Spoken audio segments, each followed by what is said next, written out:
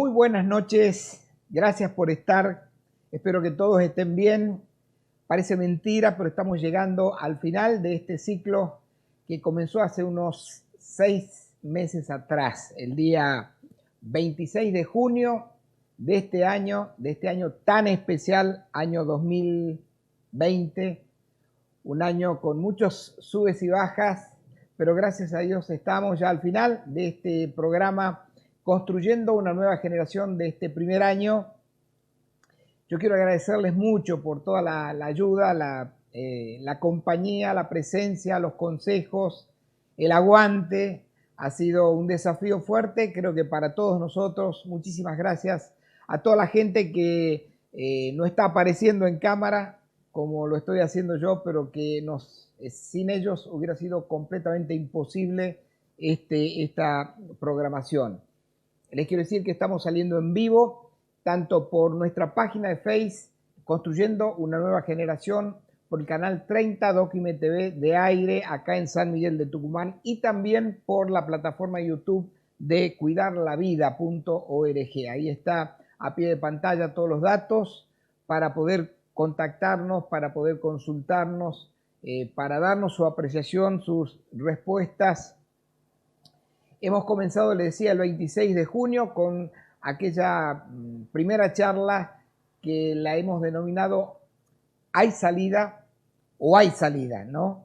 En cuanto a todo lo que estábamos viviendo, tratamos de hacer una conferencia, una charla que tenga que ver con aliento, con desafío, ir entendiendo todo esto, que fue quedando un poquito más claro en algunos aspectos y un poco más confuso también en otros, en cuanto a toda esta cuarentena, toda esta pandemia que estamos viviendo, ¿no? Les queremos invitar a consultar nuestro canal de YouTube, Pablo Mazú, me pueden ubicar allí. Están todas las otras 24 charlas, esta es la número 25 y con esto terminamos este ciclo. Pueden visitar el canal, pueden suscribirse, pueden activar la campanita para recibir las notificaciones de todas las nuevas publicaciones que podamos ir haciendo. Vamos a parar un poco y tal vez vamos a empezar en febrero o marzo del año que viene. Algo importante que hemos descubierto en estos 10 días, hubo una actualización en WhatsApp, en la red social de WhatsApp, a través de la cual si usted no contesta algo que ha ido por una lista de difusión, no sé, después de 2, 3, 4 oportunidades, que no haya respuesta, usted va a dejar de recibir automáticamente algunos mensajes. Nosotros no nos damos cuenta porque a nosotros nos figura enviado, pero usted no lo va a estar recibiendo. Hemos tenido que cambiar las 3, 4 listas de difusión que teníamos, rearmarlas nuevamente y por eso es que usted ha recibido la notificación. Lo importante es que usted nos conteste con una manito, con un ok, con algo, si quiere seguir recibiéndolas. Y si no le interesa, le digo esto porque es para este programa o para cualquier lista de difusión que reciba, parece que hay el robot lo detecta como que es algo no importante para la persona que lo recibe y directamente bloquea ese o esos números, ¿no? Así que por eso le pedimos, tenga en cuenta para cualquier visita, cualquier mensaje que reciba a su casilla, a su WhatsApp, a través de una lista de difusión, usted se va a dar cuenta porque viene directamente con nombre de quien la envía, no es perteneciendo a un grupo. Tenga la gentileza, si le interesa seguir recibiendo, que pueda contestar con una respuesta para que haya una interacción y WhatsApp no termine bloqueando esa comunicación. Muy bien. La última charla de este ciclo a la que le hemos dado en llamar Tiene que haber más, y ya le explico en minutos por qué. Este año 2020 demostró para todos, nos demostró muchas cosas. Hemos subido en algunos aspectos, hemos estado muy bien, en otros nos hemos bajoneado bastante. Hay amigos que han pasado por este contagio y hay algunos que lamentablemente ya no los tenemos con nosotros acá en este mundo. Y esto nos ha obligado a repensar muchas cosas, a reinventarnos, a aprender a hablar frente a la cámara, sabiendo que hay muchos o pocos detrás y que estamos absolutamente solos, pero ya ha sido un poco habitual a los que nos hemos empezado a meter en este tema, ¿no? Esta frase, tiene que haber más, yo la leí en un libro que me lo devoré en 3 días más o menos, de Brennan Manning, en cuanto a ese bendito tema que vamos a estar compartiendo en esta noche. Y me ha hecho pensar bastante. Originalmente la frase surge de un sueño que él tuvo donde se despierta y él había soñado que todas sus aspiraciones, sus ambiciones, todos sus sueños habían sido cumplidos. Y él es como que hubiera llegado a la cima de una montaña y se encontró con que de pronto todo lo que él pensaba que era el clímax de su vida se había terminado. Y él, en un sentido de impotencia, de tristeza, dice, pero tiene que haber más. Y saben que esto me despertó al título de esta charla, porque digo, estamos en medio de un debate, además de la pandemia, estamos en un debate por el tema del aborto. Y los que estamos militando en esto, y ustedes han tenido hace 2 semanas atrás una seguidilla de visitas a través de Zoom, donde hemos entrevistado a referentes nacionales e internacionales en cuanto a este tema, referentes todos pro vida, por supuesto, y en un par de días, 3, 4 días más, el 29 a la noche, 30 de madrugada, vamos a tener la respuesta a la Cámara de Senadores en cuanto a este tema.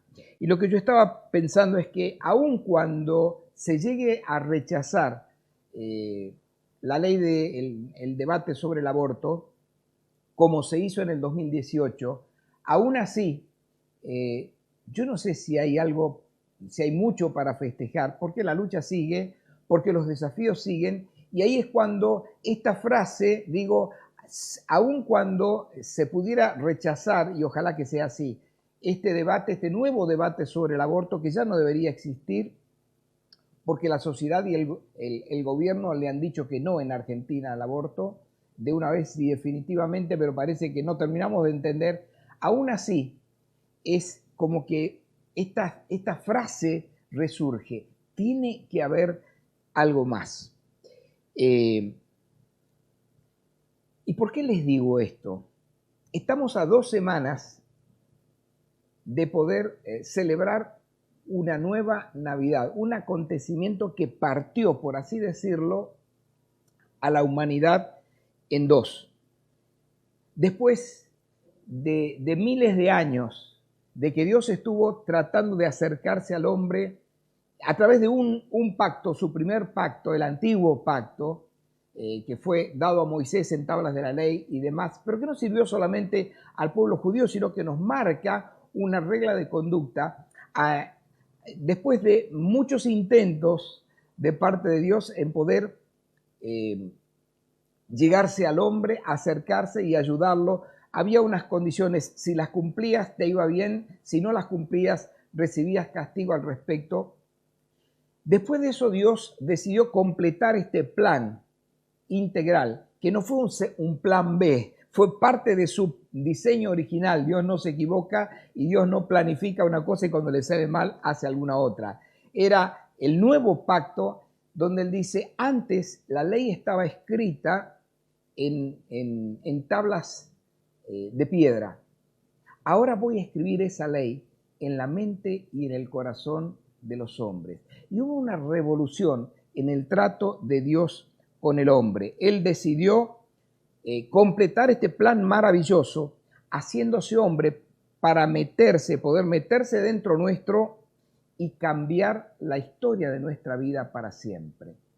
Estos son los 2 pactos y la humanidad los recuerda diciendo antes de Cristo y después de Cristo. No se preocupen que no estoy por hablar de religión, estoy por hablar de algo que tiene mucho que ver con toda nuestra vida y con lo que yo entiendo ha sido una muy mala interpretación que nos jugó una mala pasada en cuanto a este tema.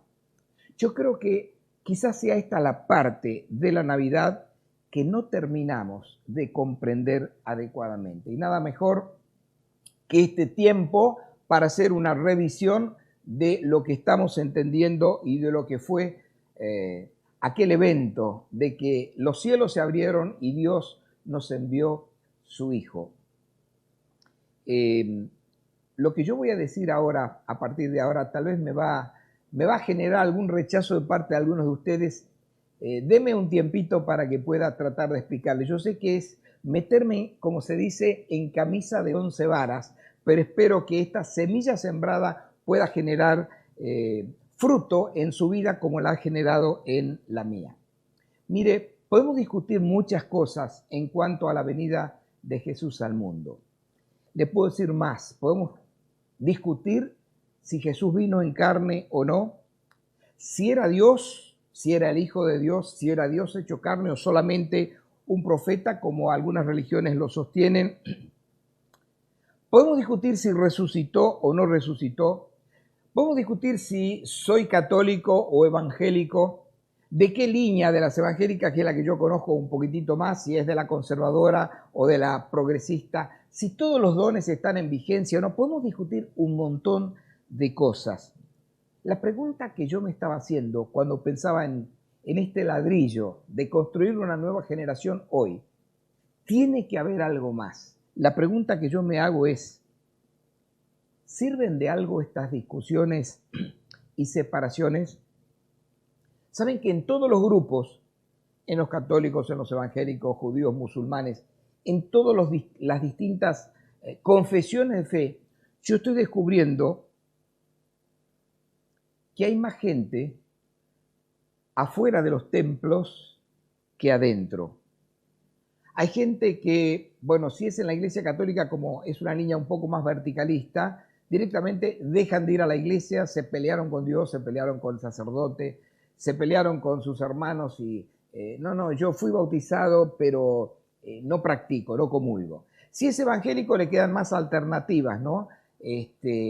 Porque como hay muchas iglesias, entonces usted sale de una y se mete en otra. Y entonces también tenemos, muchos Julio Iglesias, porque no porque sea el nombre de un cantante, sino porque caracteriza a muchas personas que van de iglesia en iglesia, tratando de encontrar la que más se adapte a sus requerimientos. Y después se terminan peleando, o van a una nueva o no van ya directamente a ninguna, o dejan de creer en Dios, etcétera, etcétera. En todos los grupos yo sigo viendo personas que están o estamos con problemas sin resolver y una buena estructura religiosa, según el lugar donde esté, que nos cubre y nos hace disimular bastante bien. Sigo encontrando gente con adicciones sin vencer, seguimos viendo violencia en la familia, etc. Y es ahí cuando vuelve a resurgir la pregunta o la expresión, tiene que haber algo más. Yo creo que hay un lado oscuro de la cruz que debe ser revelado a cada uno de nosotros. Hay velas y vendas de este evento maravilloso con el cual Dios, el cielo irrumpió en la tierra, vendas y velos que deben caer, mentiras que deben dar lugar, quedar afuera y dar lugar a una verdad que nos libera. Es que Dios, que estuvo cercano al hombre mucho tiempo, se metió adentro a través del nuevo pacto y decidió hacer con nosotros nuevas criaturas. Cambió el pacto viejo por uno nuevo. Por eso la Biblia habla de dos caras de una misma moneda. Esto ya lo dijimos en alguna de las charlas anteriores.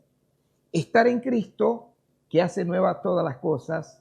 Si alguno está en Cristo, es una nueva criatura, es una nueva creación. Comenzó la vida de nuevo. Pero además, dice el apóstol San Pablo, que si Cristo está adentro de nosotros, esta es la esperanza de gloria de que se pueda manifestar en cada uno de nosotros una vida completamente diferente. Como si esto fuera poco, dice el apóstol Pablo que creemos tuvo la mayor revelación de los que han escrito el nuevo pacto en cuanto a lo que significa esto. Él dice que con una sola ofrenda hizo perfectos para siempre a los santificados. Y además dice que estamos completos en Él, dice en una de sus cartas. Y entonces, acá viene lo de, tiene que haber algo más. Porque yo creo que se nos han mezclado los dos pactos y aunque entendemos que Jesús vino al mundo, la vez pasada yo creo que les comenté esto en algún momento con una clienta mía hace muchos años ya, ella falleció, que era judía y una buena judía, me dijo en algún momento en una conversación, Pablo, ustedes, los cristianos, están esperando que vuelva el Mesías, nosotros estamos esperando que venga. Esas diferencias entre el antiguo y el nuevo pacto, pero yo creo que aunque estemos todos de este lado, se nos han mezclado un poco las cosas y ahora les quiero explicar. Hablamos de la cruz, pero no dimensionamos todo lo que pasó allí por nosotros y con nosotros. Porque fíjese, el apóstol Pablo dijo que Jesucristo fue crucificado, fue muerto, sepultado, resucitado, ascendido y glorificado. Pero él dice en la carta a los romanos justamente que a nosotros nos pasó exactamente lo mismo, aunque hayamos nacido 2000 años después. Hemos sido muertos, sepultados, crucificados, muertos, sepultados, resucitados, ascendidos y glorificados juntamente con Él. Sin embargo, fíjese los términos que usamos. Por ejemplo, Señor, perdona mi pecado. Y el Señor dice, yo ya te perdoné todos los pecados. Señor, bendíceme. Y dice el apóstol Pablo, Él nos bendijo con toda bendición espiritual en lugares celestiales con Cristo. Fíjese los términos que usamos, que no es simplemente una diferencia de lenguaje, expresan una creencia que no nos está dejando bien parados frente a todo lo que la cruz significa para cada uno de nosotros. Decimos, vamos a la iglesia y resulta que antes podíamos ir a la iglesia, al templo, como se decía en la antigüedad, pero ahora dice el apóstol que nosotros somos, que Dios no habita en templos hechos de mano humana.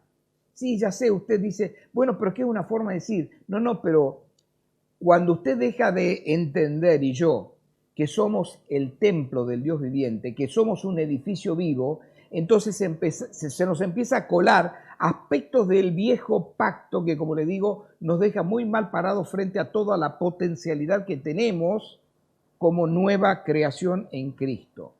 Decimos, vamos al culto, vamos a adorar y alabar al Señor. Y dice el apóstol, dice la Biblia, que el culto ahora en el nuevo pacto no es el que se toca con guitarra y con instrumentos musicales, no tengo nada en contra de eso. Si lo disfrutamos y lo podemos vivenciar sin ningún problema, pero dice él que el culto somos nosotros. El verdadero culto es nuestro sacrificio vivo, personal, Romanos 12:2, que es nuestro culto racional. Señor, ayúdame a vencer. Y dice Pablo, nos hizo, en Él somos más que vencedores. No se nota, bueno, es otra cuestión, pero la verdad es que en el nuevo pacto Él ya nos hizo más que vencedores. Y con estos conceptos mezclados, llegamos al pastor, llegamos al sacerdote, llegamos al rabino y decimos, pastor, padre, ore por mí. Fíjese que estamos repitiendo lo mismo que dijo Moisés hace miles, que decían el pueblo de Israel hace miles de años atrás con Moisés. No queremos hablar con Dios. Él está allá muy lejano y se enoja con nosotros cuando no nos portamos bien.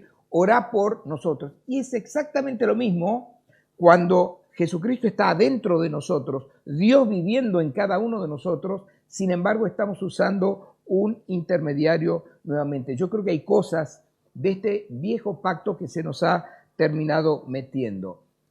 Señor, lléname, Señor, ayúdame. Y dice Dios, ¿de qué me estás hablando? Te di a mi hijo. Y el que no nos negó ni a su propio hijo, dice la Biblia, ¿cómo no nos dará también con él todas las cosas? Es decir, en conclusión, Dios sigue para nosotros estando distante, inaccesible, tal vez muchas veces enojado con nosotros porque no podemos cumplir con las reglas que Él ya las escribió en nuestra mente y en nuestro corazón. Y también en ese esfuerzo estamos intentando pagarle a Dios lo que Él hizo por nosotros. Ahí me voy metiendo en el tema, y en otra oportunidad dijimos que el mayor problema que tiene el hombre es un problema de amor. Su capacidad para dar y recibir amor, nuestra capacidad para dar y recibir amor quedó dañada. ¿Cómo explicamos los desvaríos de alguien que, a pesar de tener muchas cosas buenas para disfrutar, sigue hundiéndose, sigue ahogándose en la bebida, en la droga, en el desorden sexual, en violencias varias, haciendo daño a la persona que tal vez más ama a él? ¿Cómo se pueden comprender este tipo de inconductas? Sabe que Brennan Manning dice justamente, ninguna de estas es la principal pregunta. La principal pregunta que nos deberíamos hacer es, ¿cuál es la señal de un corazón que confía? ¿Cómo podemos encontrar un corazón que realmente está descansando en la obra de Cristo y en lo que pasó con él cuando decidió creer en Jesús? Y él contesta, un corazón que confía es un corazón que fue perdonado, que entiende que fue perdonado y que por lo tanto puede perdonar. Y entramos en ese tema tan denso, tan vasto, tan imprescindible para cada uno de nosotros. Y por eso con esta introducción yo quiero meterme en el segundo punto, que es volver a hablar un poquitito de lo que es la gracia de Dios. Alguien dijo que el predicador siempre habla del mensaje que más necesita. Y saben que si hay un mensaje que a mí me cautiva, si hay temas que a mí me ayudan a entender un poco más de quién soy a través de lo que hizo Jesucristo en mí, es este tema de la gracia de Dios. Los que tenemos muchos años ya en la iglesia donde yo me crié, llevamos no solamente la Biblia, sino que además el libro de cánticos, le llamamos el himnario, ¿no? Y ahí había un himno que muchos de ustedes tal vez se acuerdan, los que tienen un poquitito más de 18 o 20 años. Era el himno 353. En himnos y cánticos del Evangelio es con ese número. En otro himnario debe estar con otro, pero le aseguro que lo va a encontrar porque no había tantas diferencias entre todas las denominaciones. Nos empezamos a darnos cuenta de eso después. Y este himno, que yo lo cantaba desde chiquitito, y lo aprendí a cantar y a tocar también, decía, la gracia de mi Dios, el tema encantador, el cielo dio la dulce voz al mundo pecador. Por gracia salvo soy, mi base, ved aquí. Por todos Cristo, muerto ha, porque los ingleses para hacernos calzar la rima tenían a veces que cambiar una palabra y ponerla después de la otra. Discúlpenme la emoción, pero me toca muy fuerte adentro. Por todos Cristo, muerto ha y muerto ha por mí. Otra de las estrofas decía, la gracia me llamó, me trajo salvación, y gracia fue que alcanzó de todo mal perdón. Lo cantábamos, pero no sé si lo hemos terminado viviendo. La gracia de Dios, justas sendas de mi Dios al celestial hogar. Esto lo aprendimos desde chicos, lo cantamos. Después empezaron a aparecer libros como el de Philip Yancey, Gracia Divina versus Condena Humana, que empezó a ponerme una lupa frente a este tema, y no solo a mí, sino que creo a millones de personas, porque fue un bestseller para Philip Yancey, o Brennan Manning, autores que alcanzaron a comprender algo de esto, cuyas páginas nos dejan con ese sabor del título. Debe haber algo más. Brennan Manning en algún momento estaba desesperado porque quiso tirar todo por la borda. Él fue un ex sacerdote católico que renunció a los hábitos para poder casarse, anteriormente estuvo en la Marina, etcétera, etcétera, y él ya falleció en el año 2011, 2012, y dice que en algún momento cuando estaba a punto de tirar con todo, se encuentra con el hermano Dominique en uno de los monasterios donde él estaba estudiando o recluido, y cuando le pregunta, tiene que haber algo más, y le cuenta el sueño que él había tenido, este hermano le dice, tal vez ese más es Dios, pero no el Dios de la ley, sino el Dios que debo conocer y aprender a conocer y reconocer de manera personal. Y justamente Brennan Manning, cuando estaba conversando sobre todo esto y a punto de tirar todo por la borda, le dice el hermano Dominique, estás en el umbral de recibir la mayor gracia de tu existencia. Estás en camino de descubrir lo que significa lo que dice Mateo 5:3, ser pobre en espíritu. Hermano Brennan, está bien no sentirse bien.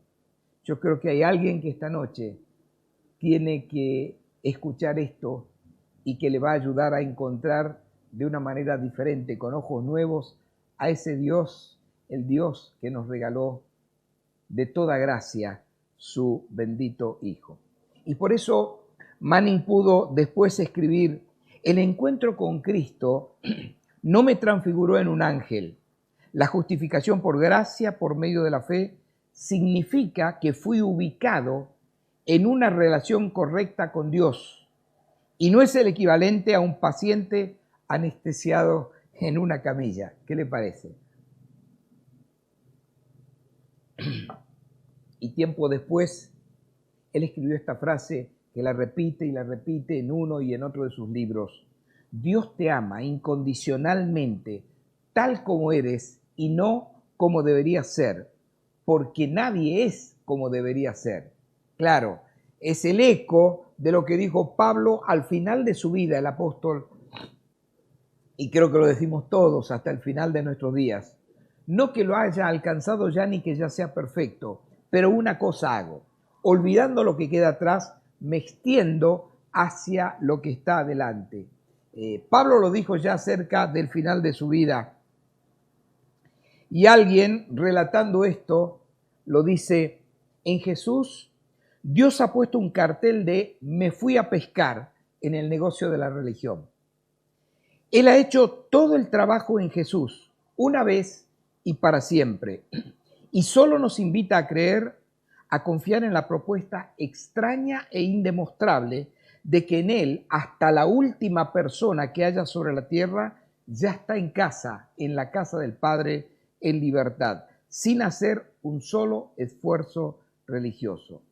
Todo ha sido puesto en su lugar en el misterio de Cristo, aunque nadie pueda ver una sola mejoría. Sí, dice este autor, es loco. Sí, es extraño, extravagante y vulgar. Y cualquier Dios que haga una cosa así es un Dios que carece de gusto. Pero son buenas nuevas, son buenas noticias. La única buena noticia que existe y por lo tanto yo la encuentro absolutamente cautivante. Esto dice este autor y yo no lo culpo porque no esté de acuerdo ni con él ni conmigo. Déjeme terminar. Estoy plantando una semilla que tal vez, espero que pronto, pero tal vez en 1, 5, 10, 20 años pueda estar dando resultado en algunos de ustedes. La gracia de Dios es una gracia que asombra y que ofende. Una gracia que decide pagar lo mismo al que estuvo trabajando con quien lo contrató para su viña desde la primera hora como aquel que llegó 10 minutos antes de cerrar. O aquel que festeja el regreso del hijo pródigo, del hijo menor, aunque permite el enojo del mayor. O aquel que elogia a la mujer adúltera en casa de Simón el fariseo. Estoy relatando parábolas, historias de la Biblia, que usted tal vez las conoce igual o mejor que yo. Lo que pasa es que la religión nos vendió una idea distorsionada de Dios, que a la hora de relacionarnos con Él es como que nos embarrara la cancha y empezamos a perder por todos lados. Y por eso entramos a traer cosas del antiguo pacto, porque no vemos que esto que nos dice la Biblia, que suena muy bonito, pueda llegar o empezar a ser realidad en cada uno de nosotros. Y por no entender esto, nos enojamos con nosotros mismos, con los demás, con Dios, juzgamos, sentimos culpa, en lugar de experimentar un amor incomprensible de ese Dios que tal vez necesitamos conocer o reconocer una vez más con ojos diferentes. ¿Con cuánta razón dijo el apóstol Juan en una de sus cartas: hijitos, guardaos de los ídolos? Es decir, manténganse alejados de cualquier Dios que puedan comprender, porque si lo podés comprender, si te cae bien el saco, es que todavía no conociste al verdadero Dios como lo debes conocer. Y aquí entramos a algunas de las cosas que nos va pasando cuando no nos vinculamos adecuadamente de este lado de la cruz, como yo digo. Muchas veces el enojo es una máscara que usamos, y me identifico, me pongo como abanderado. El enojo es una máscara que usamos para esconder el temor. Otras veces nos olvidamos que el fracaso siempre es una oportunidad para volver a empezar. Tiene que haber algo más. Dice el apóstol Pablo: ninguna condenación hay para los que están en Cristo Jesús. ¿Por qué yo me siento condenado? ¿Por qué usted se siente condenado? ¿Por qué nos seguimos cargando de culpa y no podemos ejercer fe en esta llave, en esta maravillosa verdad de que no tenemos ya ninguna condenación, porque todo lo que necesitábamos y no podíamos cumplir, Dios lo cumplió por nosotros a través de Jesucristo? Ninguna condenación hay para los que están en Cristo Jesús. Entonces, le pregunto y me pregunto, ¿dónde está usted? Porque depende de dónde esté usted, es como usted se ve. ¿Usted se ve como un pobre pecador salvado por gracia o se ve sentado con Cristo en lugares celestiales?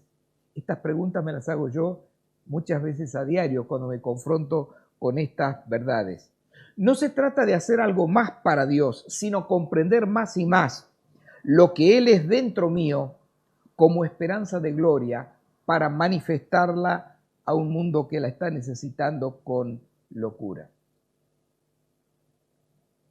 ¿Cuántas veces intentamos pensar de una manera diferente en lugar de aceptarnos y amarnos como somos, y entonces como consecuencia cambiar la manera de pensar? Esto que le acabo de decir es muy fuerte, así que se lo repito.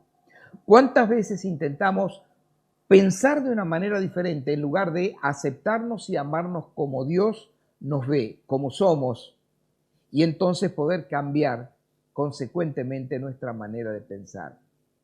Ahora entiendo un poco más a San Agustín cuando dijo: ama y haz lo que quieras. Y puede haber sido una frase que lo dejó muy mal parado a él o nos dio lugar a entenderlo muy mal, pero creo que estaba muy acertado. Ama y haz lo que quieres. Otras veces la memoria de vivencias pasadas, el recuerdo no sano, nos impide avanzar en la vida. Y lo dijimos y lo repetimos en charlas anteriores: si no aprendemos a transformar el dolor, vamos a terminar transfiriéndolo a nuestros hijos, a nuestros nietos, a los que nos rodean. Es que así como el poder dejar atrás recuerdos dolorosos a veces no es cosa de un perdonar, soltar, largar, sino es un proceso que lleva días, semanas o años.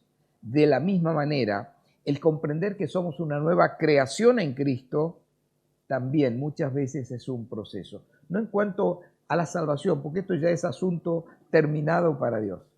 El que se culpa y el que me culpo somos usted y yo, constantemente por no entender esta verdad y darnos cuenta que es un proceso de ir entendiendo esto, que para Dios es un asunto terminado.